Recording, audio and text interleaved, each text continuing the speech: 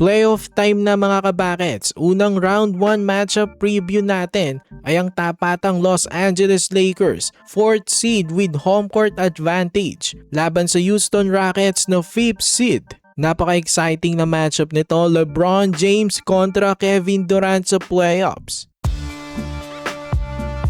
So magtatapat nga ang Lakers at Rockets sa first round. LeBron James at Kevin Durant maghaharap na naman sa playoffs. Isang classic na matchup ito. Parang 2017-18 finals vibes lang. Si LeBron James, 41 years old na pero parang hindi pa rin tumatanda. Wala pa rin kakupas-kupas. Ganun din si Kevin Durant, magfo-40 na pero napakahusay pa rin. Nag-average siya ng 26 points per game this season.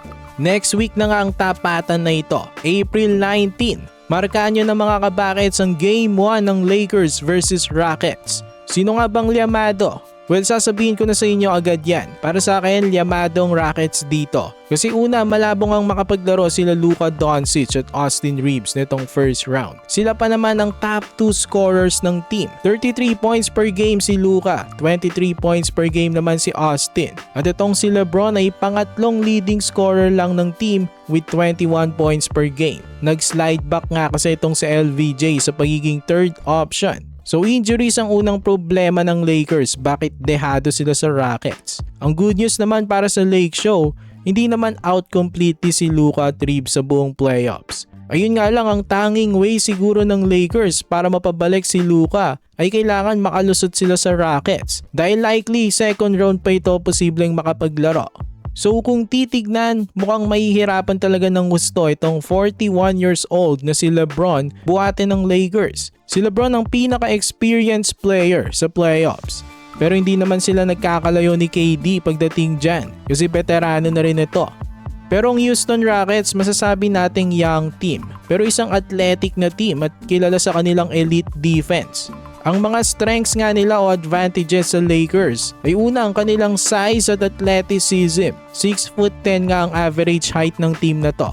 Marami nga silang two-way lockdown defenders pa sa team like sila Amen Thompson, Tari Eason. Kaya nilang mag-switch sa lahat ng positions. Especially sa 1-3, kaya nilang bantayan yan. Paniguradong mahihirapan dito ang mga guards ng Lakers na sila Kennard at Smart.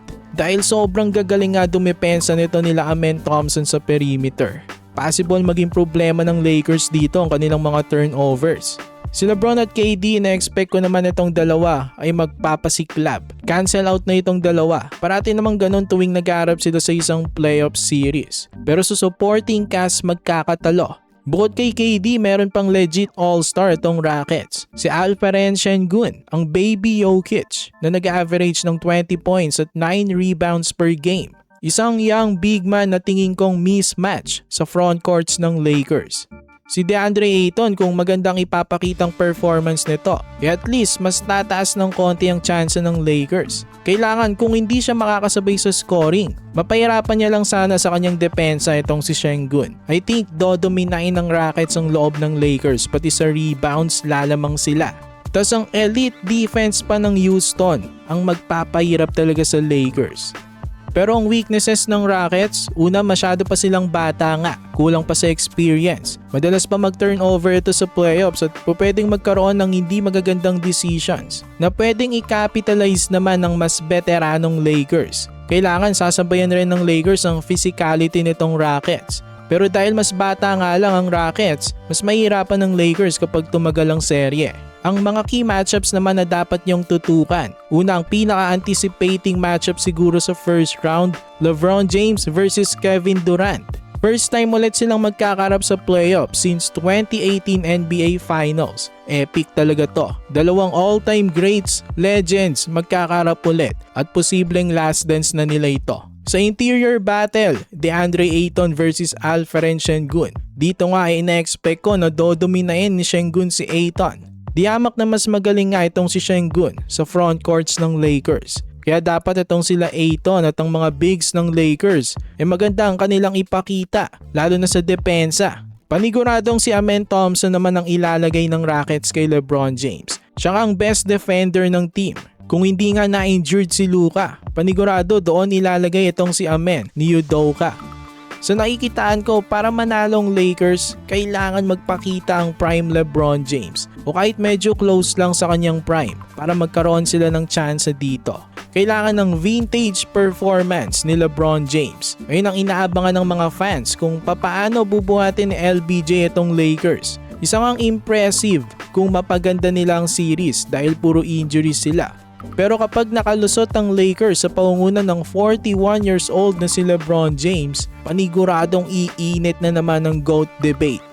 Pero again, ang Rockets ang tingin kong liyamado dito. Pero hindi ko naman sinasabi na walang chance ang Lakers. Syempre meron naman dahil hindi nga natin alam, bilog ang bola. At saka nandyan pa naman nga si LeBron James na arguably the greatest player ever. So napaka-exciting na matchup ito. Kanino kayo mga ka-Buckets? Lakers or Rockets? I-comment nyo yun sa ibaba. For more NBA content, i-like nyo ng ating video at mag-subscribe na rin sa JB Buckets.